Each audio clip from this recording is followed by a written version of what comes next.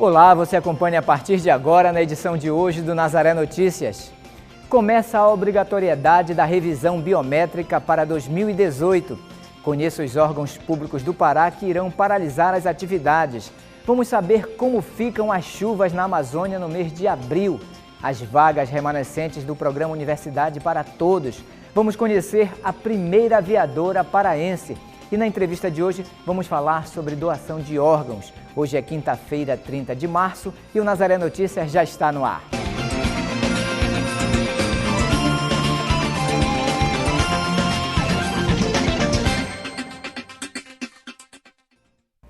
Começamos o Nazaré Notícias de hoje falando sobre eleição.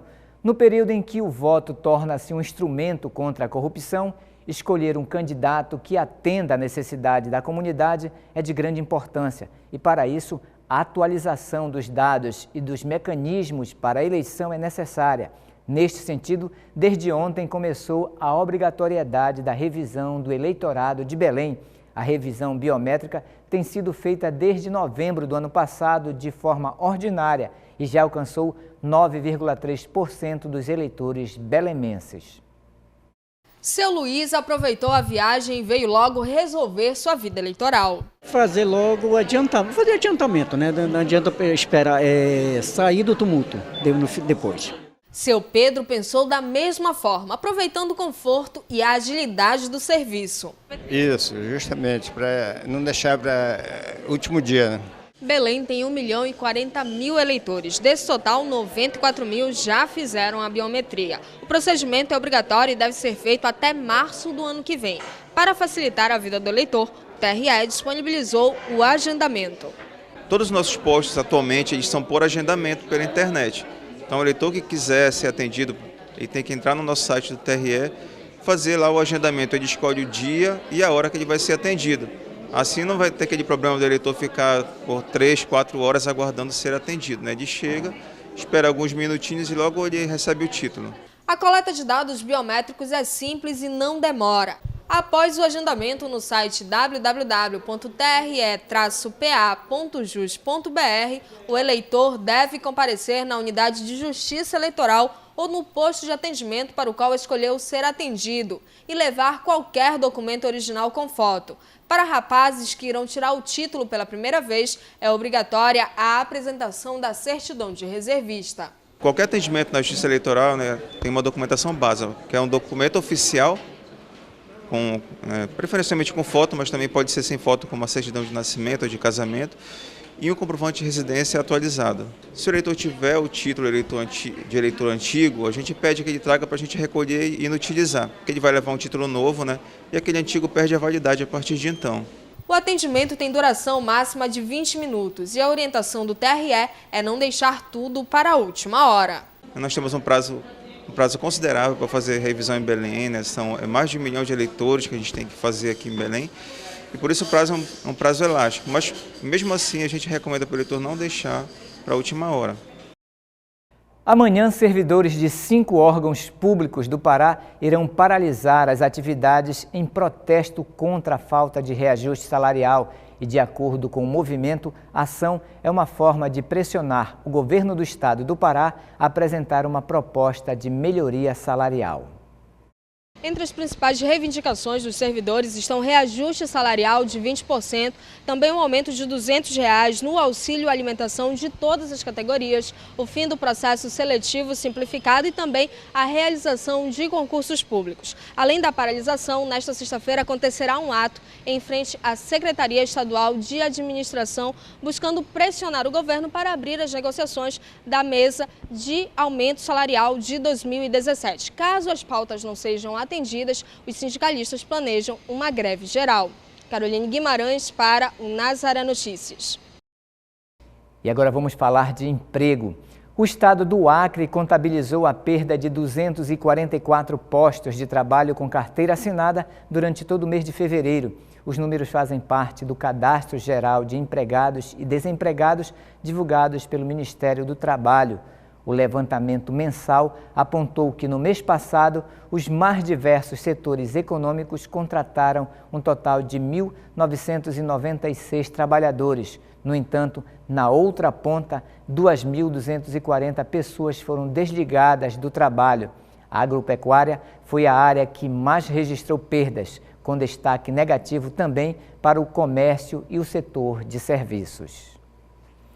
Na entrevista de hoje, vamos falar sobre um tema polêmico que exige muita informação a fim de diminuir o preconceito. Estamos falando de doação de órgãos. Não é isso, Larissa? É isso mesmo, Marcos. Em 2016, o Pará realizou uma média de 253 transplantes aqui no estado. E esse é o assunto da nossa entrevista de hoje. Quem tiver alguma sugestão ou alguma pergunta e quiser mandar para a gente, pode enviar para o nosso WhatsApp. O número é 988023444. Eu recebo aqui no estúdio a Irecê Miranda. Ela é coordenadora adjunta da Central de Transplantes do Estado. A gente agradece a sua participação. E Irecê, deixa a gente entender.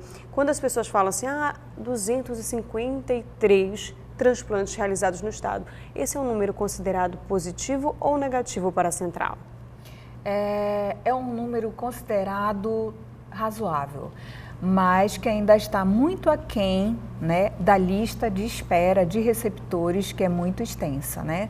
Tanto da de córnea, que tem mais de 1.000 receptores aguardando por uma córnea, né, para poder enxergar, e cerca de 500 a 600 receptores à espera de um rim.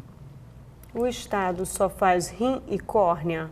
No momento, só rim e córnea.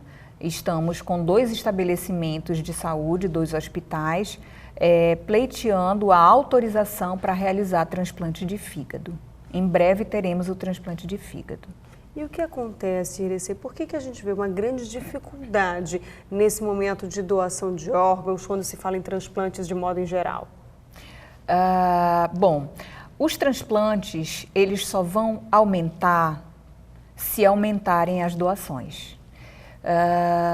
E o principal, digamos assim, obstáculo para não ter ainda o aumento das doações, eu considero que são 2 fatores. Um é a falta de informação sobre a doação de órgãos das próprias famílias, da população em geral. Né? Ainda cultiva o medo de doar, mas quando essas situações são expostas desde o início, principalmente quando se trata de morte encefálica, da doação de múltiplos órgãos, quando ela é colocada desde o início pelo profissional que está dentro do hospital, à família, e essa família se mantém informada durante toda a etapa, até que se feche o protocolo de morte encefálica, essa família normalmente ela opta por doar. Ou então, quando as pessoas informam para a família em vida que ela é um doador, né? Ou seja, olha, quando acontecer alguma coisa comigo, ver uma fatalidade e eu morrer, eu quero que doe os meus órgãos. Então, quando há essa informação para a família realmente, geralmente, opta em fazer a doação. O outro fator é os próprios profissionais dos hospitais que ainda faltam ter essa conscientização de que a doação ela faz parte da rotina do hospital como qualquer um outro serviço. Assim como também o investimento dos diretores dos hospitais, né, dos donos de hospitais, de que a doação de órgãos ela é necessária. Porque se não houver o investimento e um olhar da doação de órgãos como rotina, essas doações não vão aumentar, essas famílias não vão ter oportunidade de dizer sim ou não para a doação, pelo menos oportunizá-las. E o que vai acontecer? As filas vão aumentar de espera, né? A fila de espera de receptor sempre vai aumentar. E esses órgãos, eles vão ser enterrados sem beneficiar ninguém que precisa, né? E aí perdemos então para a falta de informação da população devido à falta então de investimento dos hospitais, dos diretores dos hospitais e também a falta de informação e também de solidariedade do próprio hospital dos próprios profissionais que estão dentro de UTI, que controlam a declaração de óbito. Por mais que as famílias digam não para a doação, mas é importante que ela tenha a oportunidade de ouvir falar sobre a doação e dela decidir se quer ou não doar os órgãos ou as córneas do seu ente querido. Agora, diante disso, o que tem sido feito? Como é que a Central trabalha para justamente dentro desses hospitais sensibilizar tanto os diretores quanto os profissionais de saúde que estão ali em contato com esses potenciais doadores? Uma das coisas que vem sendo feito desde que começaram os transplantes foi a visita nos hospitais, principalmente nos hospitais onde tem UTI e aqueles que não têm também por causa da doação de córnea, né? Para que todo hospital que tenha acima de 200 óbitos por ano, ele crie a comissão de doação de órgãos dentro do seu hospital. Assim como tem outras comissões dentro dos hospitais, como a CCIH, né, que é de controle de infecção hospitalar, é necessário que tenha também a comissão de doação de órgãos, né? Então, desde o início foi feita então essa visita nos hospitais. Porém, não vimos investimento nem interesse dos diretores dos hospitais em instituir essa CIDOT, fazerem com que elas ficassem ativas. Muitos hospitais instituíram essa CIDOT, criaram essas CIDOTs, mas não houve atividade nela. Então, os óbitos aconteciam, não era comunicado para a central de transplante, e aí nós não sabíamos quando realmente tinha um óbito ali, que a família tinha sido entrevistada ou não, e aí se perdia isso. Com o passar do tempo, e também foi feito muitos treinamentos para muitas pessoas para fazerem parte de CIDOTs. Essas pessoas saíram dos hospitais, saíram das CIDOTs, outras foram colocadas no seu lugar, mas sem qualquer treinamento. Então, isso foi feito várias vezes durante muitos anos. Mais recentemente, especialmente agora em 2016, retomamos a visita em alguns hospitais, nos que têm potencial realmente de doação, em conversa com os diretores, informando que a CIDOT, a comissão que no caso é necessária, todos os hospitais criarem a comissão de doação de órgãos, ela não vai trazer prejuízo financeiramente para o hospital. Ao contrário, inicialmente, claro, vai ter que ter um investimento. Mas se formar uma CIDOT, né, uma comissão intra-hospitalar de doação de órgãos, de pelo menos 3 pessoas, 3 funcionários, sendo que um com dedicação exclusiva, este fará a busca ativa de potenciais doadores em UTIs, em pronto atendimento e também com a comunicação de quem faz as declarações de óbitos para aqueles óbitos de coração parado, ou seja, aqueles que não são morte encefálica, mas que têm potencial de doação, para que ele comunique para a central de transplante, essa pessoa comunique para a central de transplante que ali tem um óbito, que há uma potencial doação e que vai entrevistar essa família. Mas isso não há, digamos assim, um prejuízo para o hospital colocando essa pessoa com dedicação exclusiva, né? Então, começamos a reunir com esses diretores de hospital, colocando para eles que eles podem também faturar cada ação desenvolvida por essa comissão intra-hospitalar ou por essa pessoa que vai ficar exclusivamente, né?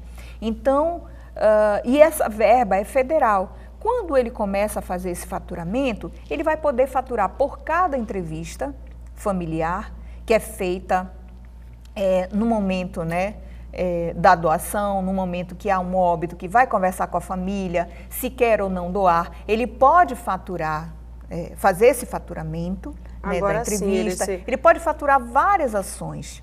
Agora, paralelo a essa burocracia interna dos hospitais, se a própria população tiver o conhecimento e for esclarecida a respeito da doação, a própria pessoa ou o familiar pode chegar para o médico e dizer: eu quero doar os órgãos do meu familiar, do meu parente. Isso pode acontecer? Eu posso pedir para que o hospital ou exigir que eles entrem em contato com a central de transplantes? Sim. Inclusive, tem hospitais que nunca fizeram uma notificação, assim, por iniciativa mesmo para a central de transplante, notificação de óbito. Mas já tivemos, geralmente esses hospitais que nunca notificaram, quando tem alguma comunicação para a central que ali tem uma família querendo doar, são as doações espontâneas. Ou seja, nenhum profissional do hospital chegou para essa família e conversou com ela sobre doação. Ao contrário, quando ela foi comunicada da morte do seu ente querido, ela mesma espontaneamente chegou para o profissional do hospital e disse: olha, o meu filho queria ser doador, ou então eu quero doar os órgãos do meu filho, porque ele era um homem bom. Então nós chamamos isso de doação espontânea. Nenhum profissional chega para entrevistar essa família.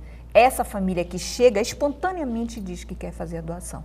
Então, aonde não tem ninguém que vá conversar com essa família, você não viu, se você perde o seu ente querido e ninguém foi conversar com você sobre doação de órgãos, se você quer fazer a doação de órgãos, chegue com este hospital e exija que você quer fazer a doação, porque aí eles são obrigados a entrar em contato com a central de transplantes. E será um crime se eles não fizerem isso. É um direito que as pessoas têm de fazer essa doação, é um direito que tem de ser notificado para a central de transplantes. Então, se você quer ser um doador, você perdeu seu ente querido e ninguém do hospital chegou para conversar com você sobre doação, exija que você quer fazer a doação e, mais ainda, se você tem dúvidas, peça para que liguem para a central de transplante, se lá não tiver ninguém capacitado para lhe passar as informações sobre a doação, sobre a captação e sobre o transplante, sobre tudo que vai acontecer naquela doação, peça para avisar a central de transplante, porque é onde não tem esse profissional capacitado dentro do hospital, nós da central de transplante vamos até o hospital e conversamos com essa família para esclarecer tudo e dizer o passo a passo da doação. Tá certo, Iris, a gente agradece a sua presença. A gente espera então que tenha esclarecido para as pessoas e deixado esse serviço para que todos possam se sensibilizar, porque uma pessoa que faz a doação pode salvar a vida de até outras 6 pessoas que estão aí na fila de espera por um transplante de órgão. Mais uma vez, nosso muito obrigada. Se você quiser participar da nossa entrevista, sugerir temas, mandar perguntas também, envie para o nosso WhatsApp, que é o 988023444. Marcos, eu volto com você. Obrigado, Larissa. Obrigado, doutora. E agora vamos falar do preço dos alimentos. O frango comercializado em feiras e supermercados de Belém manteve o preço estável nos últimos 12 meses, o que garante a alimentação de muitos trabalhadores. O frango apresenta uma situação diferenciada dos demais produtos da cesta básica paraense. Isso porque o preço não variou nos últimos 12 meses. Primeiro pelo volume de comercialização, né? Todos os dias e todos os meses, entre os itens da alimentação básica, o frango tem sido um dos produtos mais consumidos. Então, o setor produtivo do frango tem ganho no volume de comercialização, né? Houve estabilidade no preço da ração, né? Depois que o dólar, na verdade, quietou, né? ou então caiu em relação ao que estava.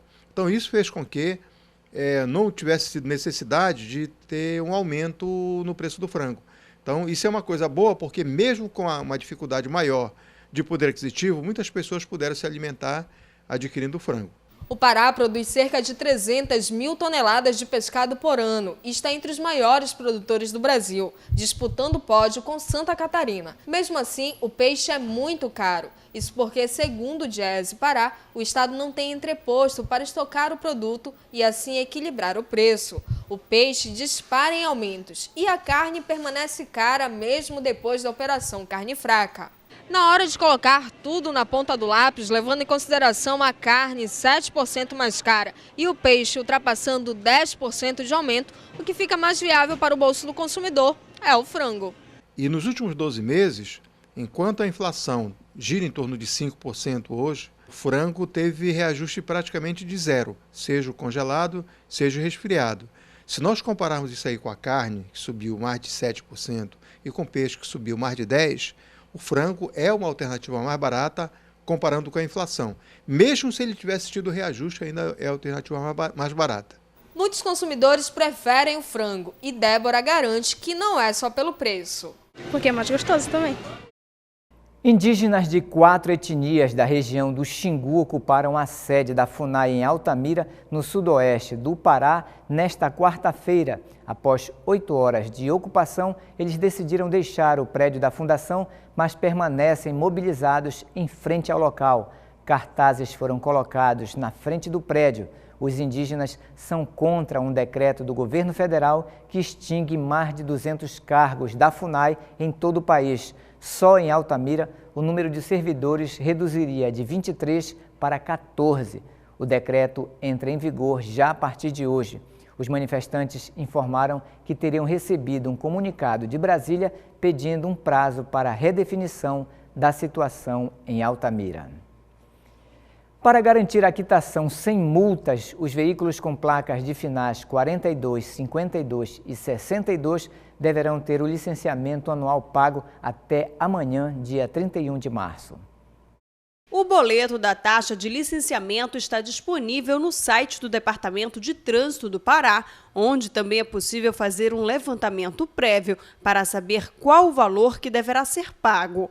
De acordo com dados da Diretoria de Tecnologia e Informática do órgão, grande parte dessa frota está concentrada nos municípios de Belém, com 10.069 veículos, o município de Ananindeua com 3.023, Marabá com 2.783, Santarém com pouco mais de 2.100 veículos e Castanhal com 1.744.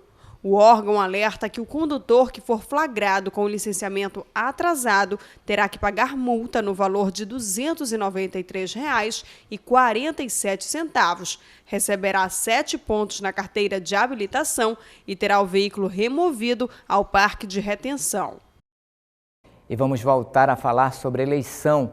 As urnas eletrônicas que serão usadas na eleição suplementar para prefeito no próximo dia 2 de abril em Guajará-Mirim, em Rondônia, foram oficialmente lacradas pelo Tribunal Regional Eleitoral nesta quarta-feira, no Fórum Eleitoral responsável pela primeira zona.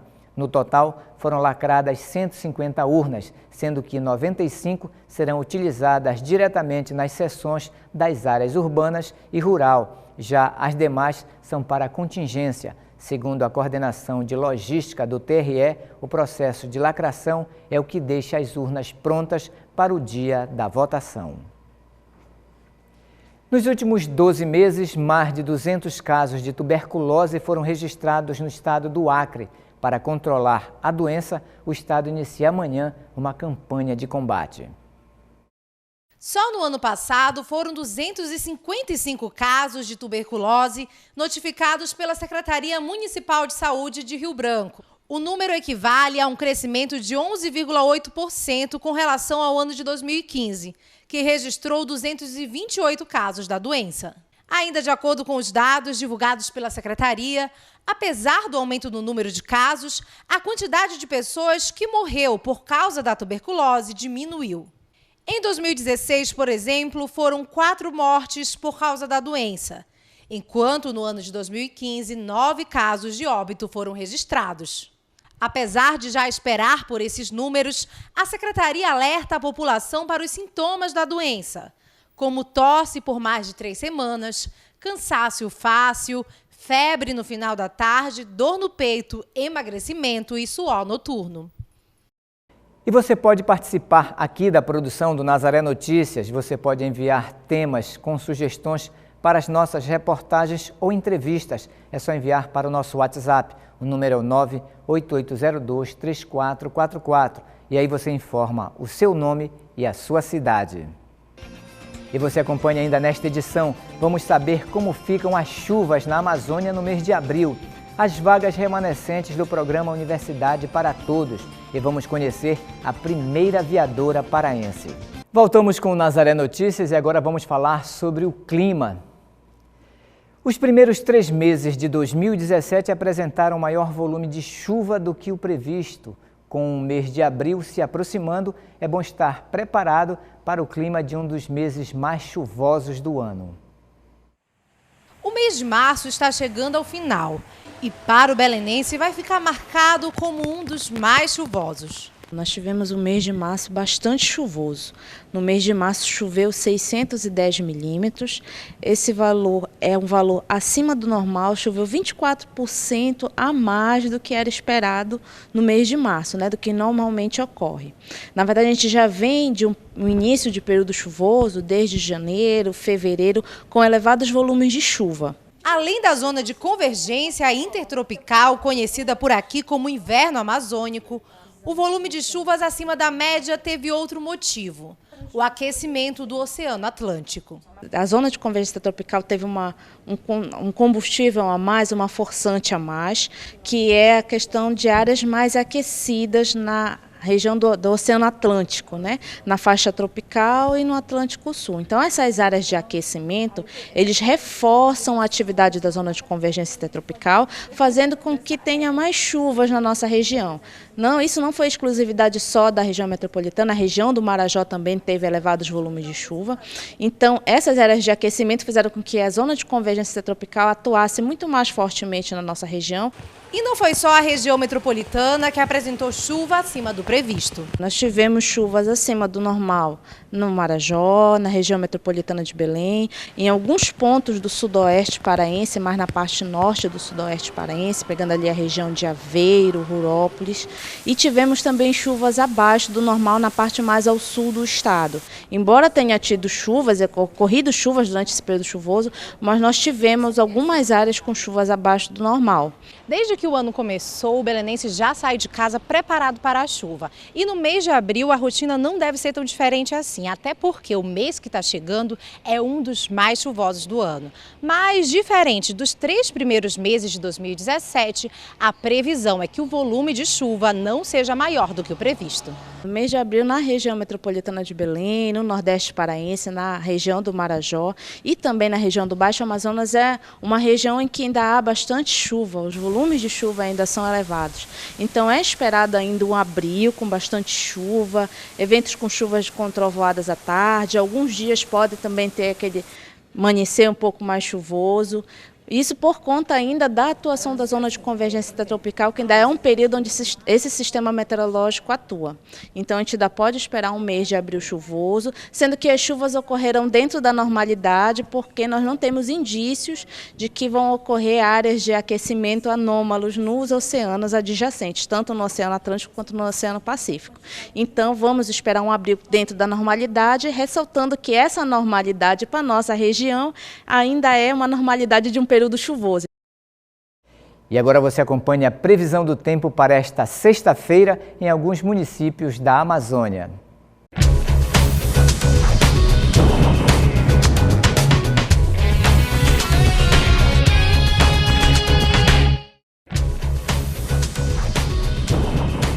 Em Lábrea, no estado do Amazonas, a sexta-feira terá tempo nublado com pancadas de chuva.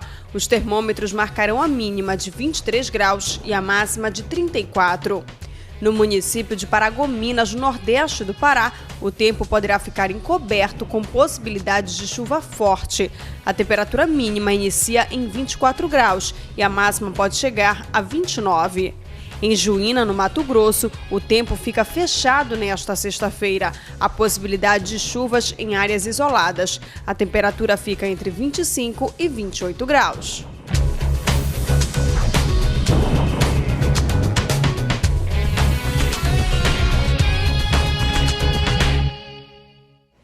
E agora o assunto é educação. Segue aberta até o próximo dia 5 de abril as inscrições para o processo seletivo das vagas remanescentes do Programa Universidade para Todos, o ProUni.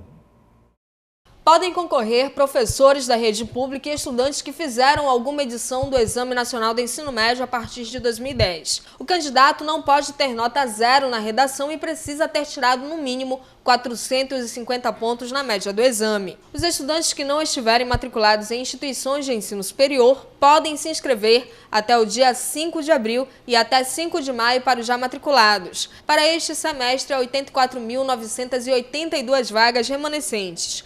67.252 para bolsas parciais e 17.730 para bolsas integrais. Para concorrer à bolsa integral, o candidato deve comprovar a renda familiar bruta mensal de até um salário mínimo e meio por pessoa. Já para a bolsa parcial, a renda familiar bruta mensal deve ser de até 3 salários mínimos por pessoa. As inscrições podem ser feitas pelo site do ProUni, que é www.prouni.mec.gov.br.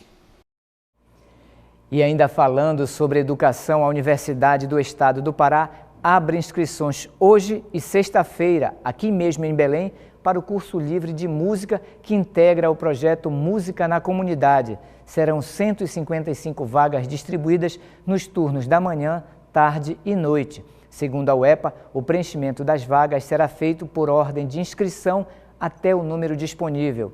Os interessados podem realizar a inscrição pelo site da instituição de ensino. As matrículas serão realizadas na coordenação do curso de licenciatura em música no Centro de Ciências Sociais e Educação, localizado na Travessa de Djalma Dutra, entre a Rua do Una e Municipalidade, aqui mesmo em Belém. Os selecionados devem apresentar os originais e cópias da carteira de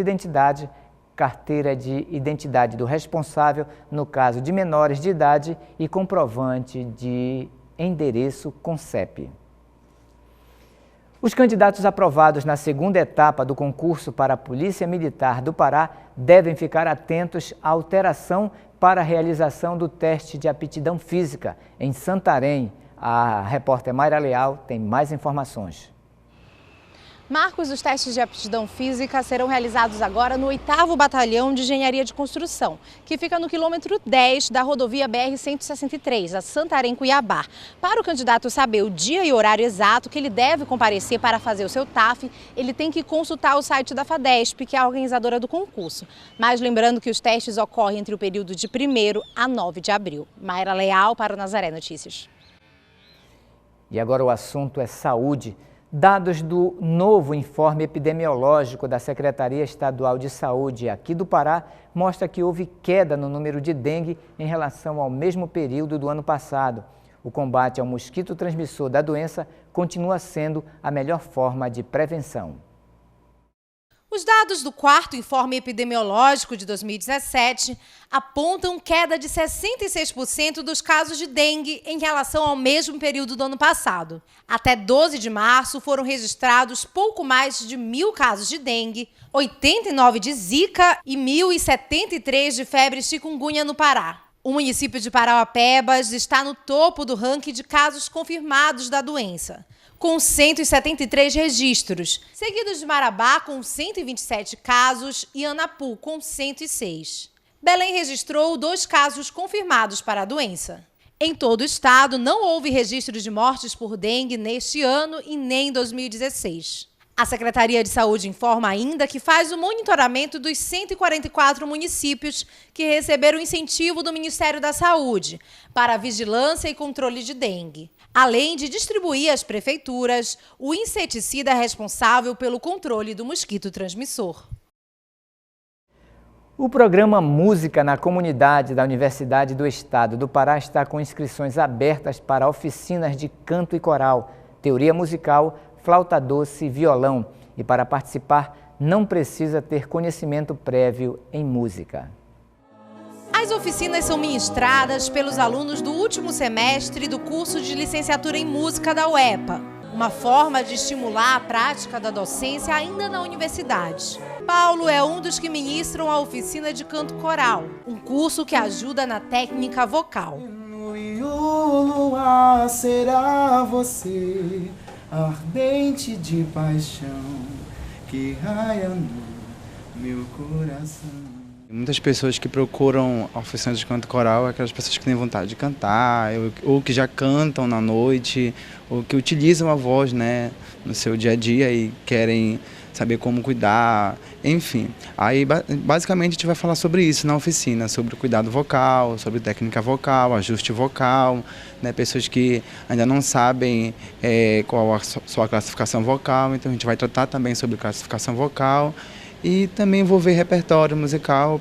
Mas não precisa ter conhecimento prévio de música para ser aluno. O projeto possibilita que a comunidade aprenda técnicas de música com pessoas capacitadas. É um espaço onde eles vão ter aula de música de graça e aula com qualidade, porque são os formandos que passam a dar aulas para eles, né? Só que eles não são só formandos, são pessoas que têm experiência já antes com coral, flauta doce, violão, já dão aula e aí eles têm uma aula de qualidade e têm acesso à música, porque essa é a ideia, tornar acessível a música para todos. Neste ano são 175 vagas, distribuídas em turmas de canto coral, teoria musical, violão e flauta doce, todas gratuitas. As inscrições devem ser feitas pelo site da UEPA até o dia 31, mas é bom se apressar. Os alunos serão selecionados pela ordem de inscrição e dentro dos requisitos básicos.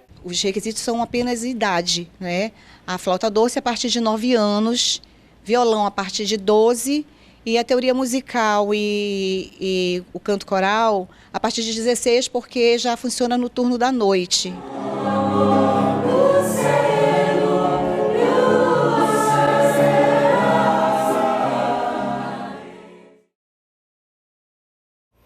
A Fundação Centro de Hemoterapia e Hematologia do Pará, o Hemopa, está com uma baixa de 40% no estoque de sangue.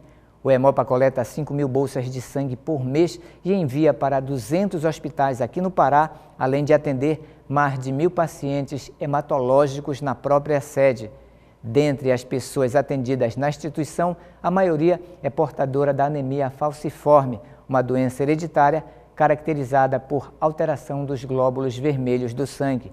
Para ser um doador de sangue, basta ter entre 16 e 69 anos e ter mais de 50 quilos, estar bem de saúde e portar documento de identificação original e com foto. Os homens podem doar com intervalo de cada 2 meses e as mulheres a cada 3 meses. A Promotoria de Justiça de Registros Públicos, Resíduos e Casamentos, representada pelo promotor de justiça João Gualberto dos Santos, promove nesta sexta-feira a ação social, o registro de nascimento e os direitos de cidadania. O evento acontece amanhã na paróquia São Raimundo Nonato, no horário de 8 ao meio-dia. A paróquia fica localizada na Avenida Senador Lemos, no bairro Umarizal. Além de informar a população, a promotoria leva também a retirada de alguns documentos essenciais, como a primeira e a segunda via de registro de nascimento, casamento e óbito, além de fazer a correção em pequenos erros das certidões. De acordo com a Promotoria de Justiça, as regiões Norte e Nordeste apresentam o maior índice de pessoas sem nenhum tipo de registro. Essa parcela da população acaba ficando sem o direito de exercer a cidadania. Caroline Guimarães para o Nazaré Notícias.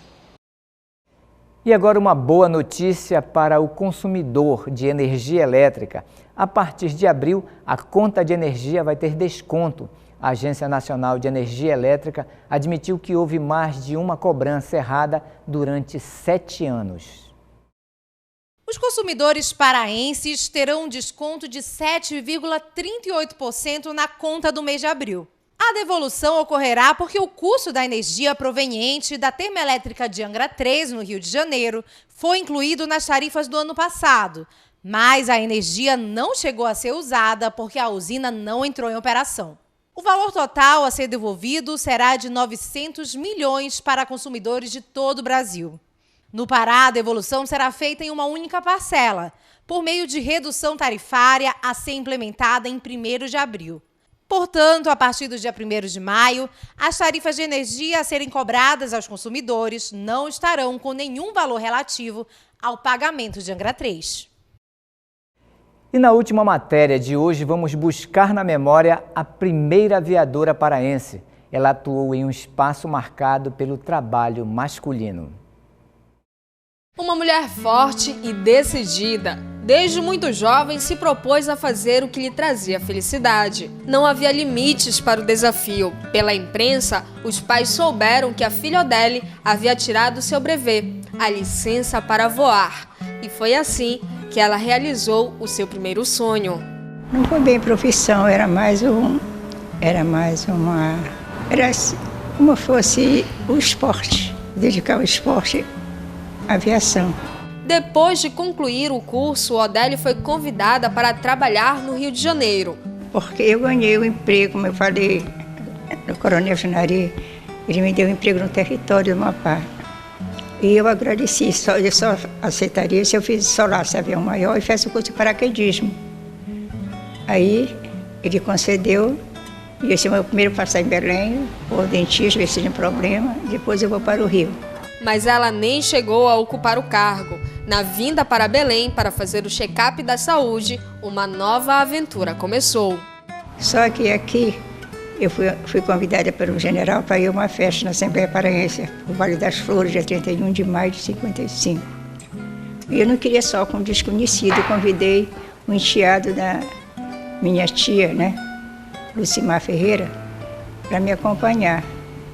E lá nós começamos a dançar e começamos a namorar. E ele não deixou ir para o Rio. E nós casamos 17 de dezembro de 1955. Ao lembrar do marido com quem viveu por 55 anos, ela só tem uma coisa a dizer. Não amava, eu não gostava, eu amava muito. Ainda amo, né? Com o casamento, um novo sonho, a maternidade. Eu tive o primeiro filho, né? Depois eu tive mais 7 filhos. E três morreram tragicamente. Um, fecharam o oxigênio. Outro, eu estava subindo a escada com meu filho e veio um rapaz e meteu uma mão assim por baixo da minha saia, né? Uma palmada. Eu estava grávida, estava indo ao médico ginecologista. Eu abortei a criança. E eu não gosto nem de...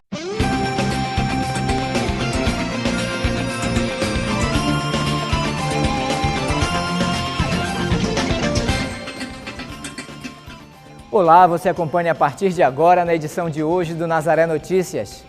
Começa a obrigatoriedade da revisão biométrica para 2018. Conheça os órgãos públicos do Pará que irão paralisar as atividades. Vamos saber como ficam as chuvas na Amazônia no mês de abril. As vagas remanescentes do programa Universidade para Todos. Vamos conhecer a primeira aviadora paraense. E na entrevista de hoje vamos falar sobre doação de órgãos. Hoje é quinta-feira, 30 de março, e o Nazaré Notícias já está no ar.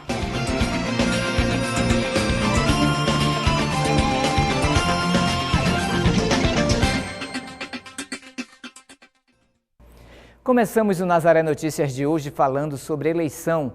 No período em que o voto torna-se um instrumento contra a corrupção, escolher um candidato que atenda à necessidade da comunidade é de grande importância e, para isso, a atualização dos dados e dos mecanismos para a eleição é necessária.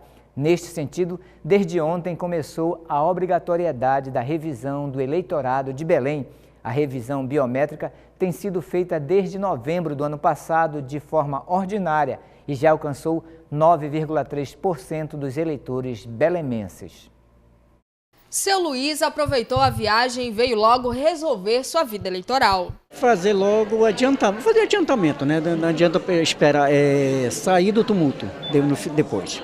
Seu Pedro pensou da mesma forma, aproveitando o conforto e a agilidade do serviço. Isso, justamente, para não deixar para último dia, né? Belém tem 1.040.000 eleitores. Desse total, 94.000 já fizeram a biometria. O procedimento é obrigatório e deve ser feito até março do ano que vem. Para facilitar a vida do eleitor, o TRE disponibilizou o agendamento. Todos os nossos postos atualmente eles são por agendamento pela internet. Então o eleitor que quiser ser atendido, ele tem que entrar no nosso site do TRE, fazer lá o agendamento. Ele escolhe o dia e a hora que ele vai ser atendido.